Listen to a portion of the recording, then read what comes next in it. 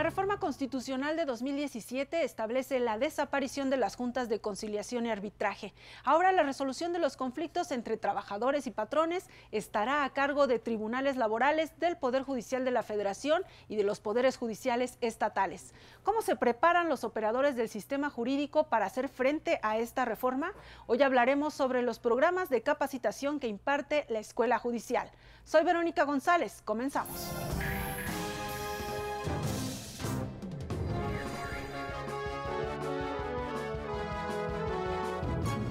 Y está con nosotros Francisco Javier Patiño Pérez. Él es magistrado de circuito desde 1992. Antes fue juez de distrito, tiene más de 30 años de experiencia como impartidor de justicia.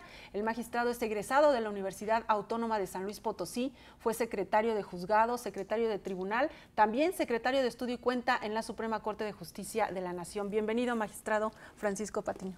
Muchas gracias por la invitación al instituto. Magistrado, antes de ir a lo que es ya la reforma constitucional en materia laboral, para que tengamos un contexto, actualmente, ¿cuál es el marco jurídico en materia de trabajo? Mire, el marco jurídico constitucional se encuentra precisado en el artículo 123, apartados A y B de la Constitución Política de los Estados Unidos Mexicanos. De dicha norma constitucional derivan sus respectivas leyes reglamentarias. Esto es, en cuanto al apartado A, la Ley Federal del Trabajo, y en cuanto al apartado B, la Ley Federal de los Trabajadores al Servicio del Estado. Esto es la diferencia entre el trabajador, que yo llamaría ordinario, trabajador particular y el patrón de la misma calidad. Y el apartado B es en relación con el trabajador al servicio del Estado, es decir, de las entidades del Estado, y que por su propia función de servicio público está en un marco diferente. Ahora bien, los conflictos que puedan surgir de la aplicación e interpretación de la Ley Federal del Trabajo tienen conocimiento la Junta de Conciliación y Arbitraje, que puede ser federal o local según la materia de competencia. Y en el apartado B, que es la norma burocrática, es el Tribunal Federal de Conciliación y Arbitraje. Habría que destacar, desde mi punto de vista, que la Junta de Conciliación y Arbitraje nace como un tribunal de justicia social de la Revolución. Esto es porque dirime y establece bases para la resolución de conflictos de dos clases, es decir, de la clase trabajadora y de la clase patronal, tratando de equilibrar ambas fuerzas, por decirlo de alguna manera, para la solución más equitativa de estos conflictos. No hay que olvidar que es muy importante el equilibrio entre los factores, llamados factores de la producción, que es el trabajo y el capital. Y el equilibrio de estos depende en buena medida precisamente del funcionamiento económico de un país. Y México, pues obviamente en ese sentido, pues no escapa a encontrar un equilibrio que lleve en buena medida a la solución cuando se presentan en esos términos los conflictos laborales. También habría que apuntar brevemente que las juntas de conciliación y arbitraje pues ya tienen algunos años. La Ley Federal del Trabajo del 1931 y la vigente, que es de 1970, obviamente tratan de establecer en su momento histórico el sentar las bases de las relaciones obrero-patronales con los aspectos de su normatividad básica, es las relaciones, cómo se van a llevar a cabo entre el patrón, la contratación, la jornada, las formas de terminación, ya sea por rescisión, justificada o injustificada, las causas de la misma, etcétera. Cuando surgen estos conflictos y se llevan al ámbito jurisdiccional, es donde interviene precisamente esta institución. Las juntas, y sustancialmente las juntas, porque en relación con la reforma constitucional habría que apuntar, y tal vez un poquito más adelante, es de señalarse que el apartado B queda intocado, es decir, la cuestión burocrática. No así lo del apartado A, que viene en una dinámica precisamente tratando de actualizar el vínculo obrero-patronal a la situación económica actual. En suma, esto ha traído como consecuencia una inercia y movimiento lógico por el desarrollo propio de la sociedad mexicana, la cuestión económica, la globalización, en fin, un sinnúmero de circunstancias que no estaban obviamente contempladas a un inicio cuando se diseñó, no, sobre todo en un inicio, ¿no? Claro, ha ido evolucionando. Las juntas de conciliación y arbitraje, en mi concepto, han hecho un esfuerzo enorme. Mire usted, en relación con los datos, tengo entendido que el último año, 2017, que acaba de terminar, tenían sobre el orden de más de 400,000 asuntos. Esto habría que establecer en sus diferentes etapas. Pero es una cantidad considerable, son muchos asuntos. Y pesadísima la carga de trabajo. Habría que ver que son en etapas de instrucción, para laudar, en etapa de ejecución, en fin, pero en números globales, tengo entendido que andan sobre esa cifra. Ahora bien, precisamente yo creo que uno de los motivos de la reforma constitucional de 24 de febrero de 2017 precisamente recoge esa inquietud que ha venido estableciéndose a través de todos estos años en relación con que no ha estado ajustada la impartición de la justicia laboral con los nuevos tiempos. El Estado mexicano yo he visto que está comprometido en la modernización de la impartición de justicia, lo vemos en el ámbito penal, en el ámbito de telecomunicaciones, y obviamente la materia laboral no podía ser ajena a esa dinámica. Y en ese entendido resalta en mucho la reforma constitucional a la que me he referido, que plasma una directriz nueva, un parteaguas en la administración de la justicia laboral. Y esto obviamente va a impactar en todos sentidos en el aspecto económico y sustancialmente en las relaciones obrero-patronales en casos de conflicto. Y en el desempeño de los operadores del sistema. Vamos a hacer una pausa y regresamos para que nos comente un poco más sobre los alcances de esta reforma y sobre la especialización de los juzgadores. ¿Cómo no? Vamos a la pausa y regresamos, no le cambie, estamos en Escuela Judicial. Volvemos.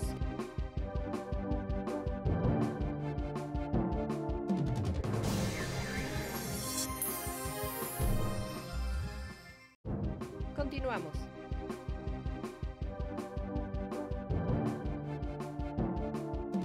Rápidamente vamos a echar un vistazo a lo más destacado de las actividades académicas del Instituto de la Judicatura Federal y regresamos con el tema de hoy.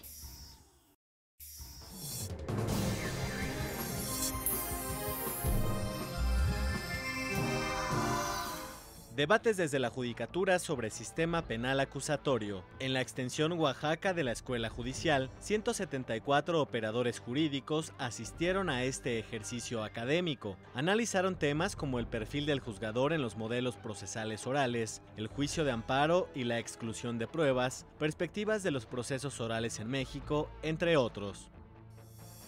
Programa de formación docente. Esta capacitación está dirigida al profesorado activo del curso básico de formación y preparación de secretarios del Poder Judicial de la Federación y del programa de preparación Nociones Generales del Derecho. El curso, impartido en modalidad mixta, tiene la finalidad de dotar de herramientas a los profesores de la Escuela Judicial para perfeccionar su método de enseñanza.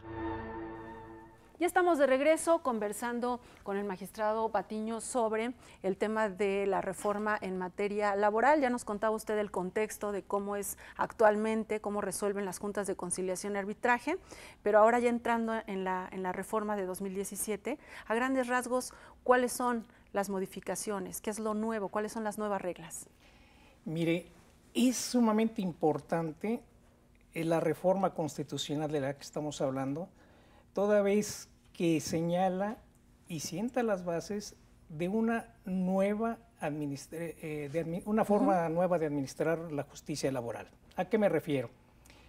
Desaparecen las juntas de conciliación y arbitraje, como ustedes, como se sabe, funcionan de forma tripartita, representante de la parte obrera, de la parte patronal y del gobierno.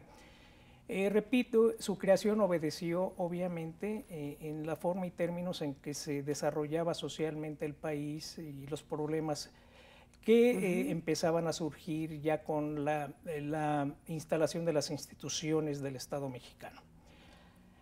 Ahora bien, esta reforma constitucional tiende precisamente a establecer y promover una administración de justicia más eficaz, tomando en cuenta que la etapa de las juntas pues, ha concluido en términos de diagnóstico social, jurisdiccional, y que obligan, en este caso, como decía yo hace un momento, a una modernización de la administración de justicia en el ámbito laboral, aparte de otros, pero nos estamos refiriendo al laboral.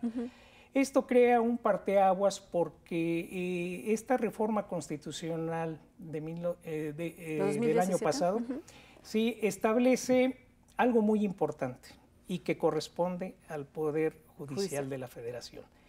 Esto es que la justicia laboral será impartida por órganos del Poder Judicial de la Federación en el ámbito federal y por los estados y ¿no? Por los poderes locales en los ámbitos estatales.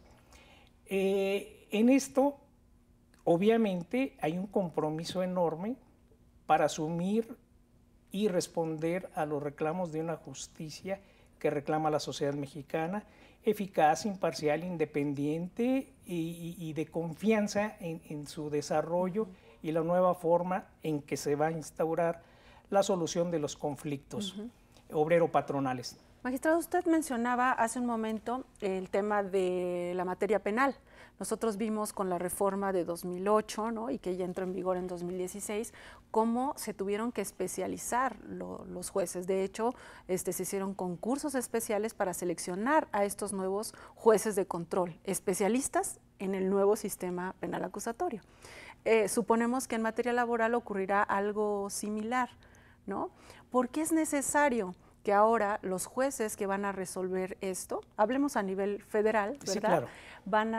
Es necesario que tengan esta especialización, porque los conocemos y sabemos, pues, personas como usted, más de 30 años de experiencia, y yo diría, bueno, pues, ¿qué le van a enseñar al magistrado? No, mire, es que precisamente el gran reto es el nuevo marco jurídico en la forma de resolver los conflictos obrero-patronales que se puedan presentar. Esto lleva consigo un gran reto, es decir, la creación de los órganos propios de la materia para hacer frente a esta situación que ya se está planteando. Ello obviamente conduce, usted puso el ejemplo, y creo que muy puntual, de la materia penal. En ese sentido, la materia especializada laboral obviamente obliga a establecer precisamente una conducción de especialidad para no solamente para los juzgadores titulares, no, para el personal profesional, esto es los secretarios, actuarios, el personal operativo. Vamos a establecer una nueva forma de resolver. Lo de las juntas, ¿sí?, queda atrás. Entonces, la instrumentación trae consigo una etapa de transición y obviamente la aparición de muchos problemas que tal vez no se visualizaron, sino que aparecen al momento en que se pone en práctica el nuevo sistema, en este caso de administrar la justicia laboral. Vamos a hacer una pausa y de regreso seguimos un poco más sobre esto de la especialización y también nos gustaría que nos comente, siendo usted profesor de esta escuela judicial, pues cuáles van a ser los métodos, ¿no?, para actualizar en estos conocimientos. Vamos a la pausa y regresamos. Es muy breve, no se vaya, ya volvemos.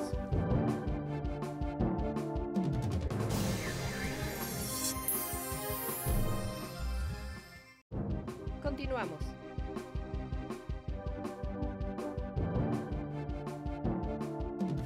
Estamos en la parte final del programa conversando sobre la especialización que tendrán que tener los jueces que ahora estén integrando, ¿no?, estos tribunales laborales con base en la reforma de 2017.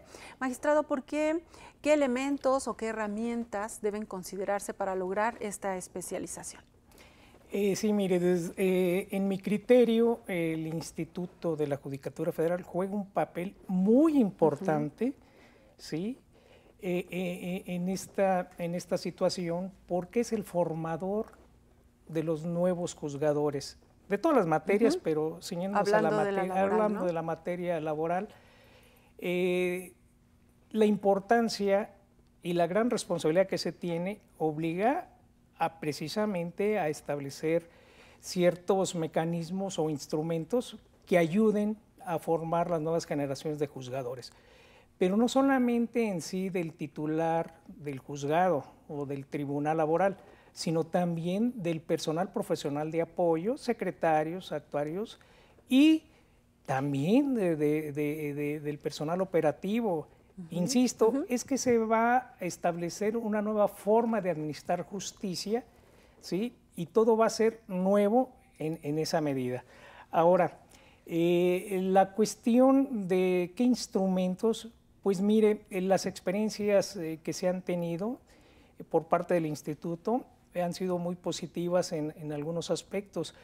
Yo establecería, por ejemplo, cuestiones de prácticas de juicios orales en la materia laboral, talleres y mesas de debate en relación, por ejemplo, con aquellos temas o problemas que surjan con la implementación del nuevo sistema o marco jurídico laboral.